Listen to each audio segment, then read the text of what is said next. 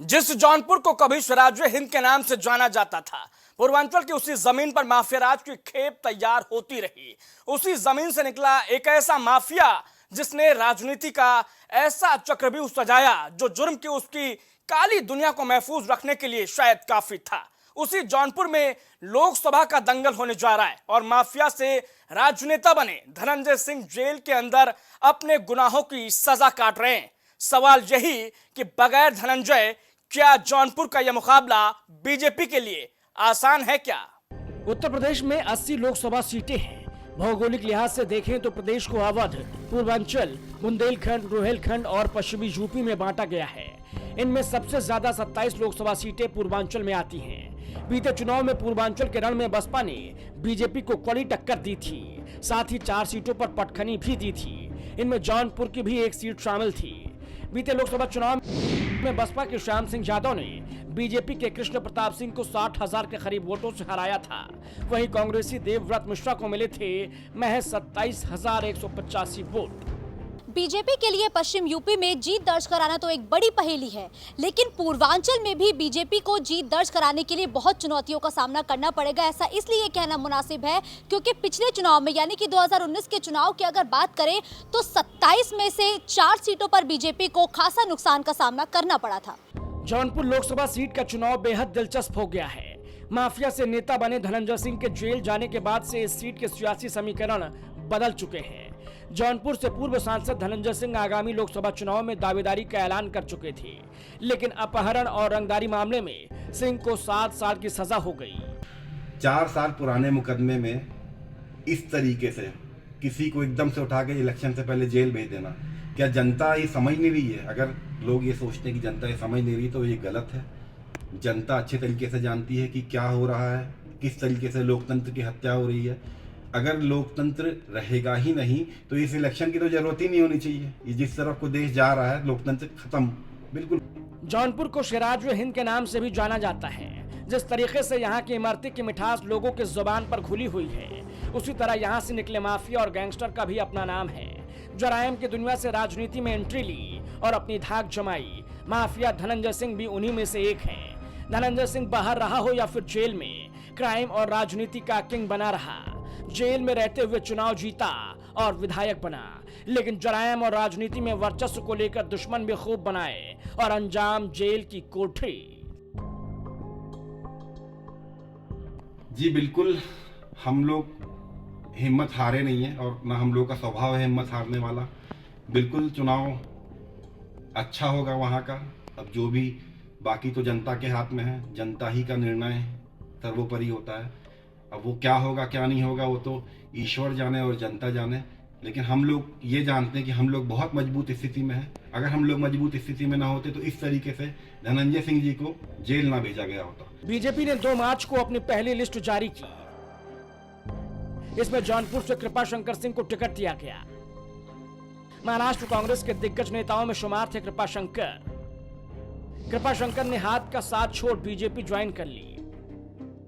जौनपुर से बीजेपी का खास कनेक्शन माना जाता है। बीजेपी का जौनपुर से खास लगाव होने के पीछे एक बड़ी वजह भी है, पंडित दीनदयाल उपाध्याय का यहाँ से चुनाव लड़ना। भारतीय जनता पार्टी के पूर्ववर्ती जनसंघ के मुखिया पंडित दीनदयाल उपाध्याय ने पहली बार यहीं से चुनाव लड़ा, लेकिन 1963 में जो उपचुनाव हुए उस दौरान पंडित दीनदयाल उपाध्याय को यहाँ से हार का सामना करना पड़ा। पंडित दीनदयाल उपाध्याय का ये पहला और आखिरी चुनाव तक बन गया। 2004 के लोकसभा चुनाव से लेकर अब तक के चुनावी सफर को देखेंगे तो जान पाएंगे कि जौनपुर की जनता जनार्दन ने किसी एक पार्टी को लगातार 2 बार मौका नहीं दिया। 2019 में बसपा के श्याम सिंह यादव ने जीत दर्ज की थी। 2014 में यहां से बीजेपी के कृष्ण प्रताप सिंह ने जीत दर्ज की। 2009 में बसपा के धनंजय सिंह ने यहां से जीत दर्ज की, जबकि 2004 में सपा के पारसनाथ यादव यहां से जीती थी। जून 2017 में तेलंगाना की रहने वाली श्रीकला रेड्डी से शादी करने के बाद धनंजय सिंह के रिसेप्शन में लखनऊ से तमाम योगी सरकार के मंत्री पहुंचे।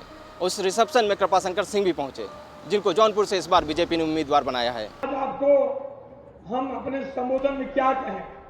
एक समय था 2017 के पहले मुंबई से कोई व्यक्ति अपना धन कमा के आता था तो सरकार पोषित गुंडे हमारे लोगों की कमाई घर पहुंचने तक लूट ली जाती थी। और आज मुझे कहने में फख्र होता है, गौरव होता है कि अपराध मुक्त उत्तर प्रदेश आपके नेतृत्व हुआ है। मैं आपको प्रणाम करता हूँ। कोई आज तक ऐसा व्यक्ति नहीं हुआ। विधानसभा में महाराज आपने कहा कि जो उत्तर प्रदेश का नुकसान करेंगे, जो उत्तर प्रदेश की संस्कृति को अलग दिशा दें, उनको मैं मिट्टी में मिला दूंगा। ये कहने वाले पूरे हिंदुस्तान में पहले हैं। श्रीकला भाभी किस तरीके से जुड़ गई हैं जौनपुर के लोगों से, किस तरीके से लोग उनसे प्यार करने लगे हैं, ये आप एक बार वहाँ जाइए तो आप देखेंगे किस तरीके से उन्होंने सेवा करी है वहाँ लोगों की। जहाँ के रोड देखिए, वहाँ की जितने भी जो सरकारी काम है, किस तरीके से वो खुद जाके चेक करती हैं। मैंने नहीं देखा कि किसी जिला पंचायत अध्यक्ष जो खुद जाके कीचड़ में भी उतर के देख रहा है कि सही काम हो रहा नहीं हो रहा है, गाँव बस्ती जा रहा है। जिस तरीके से वो जा रही हैं, ये अपने आप में अविश्वसनीय है।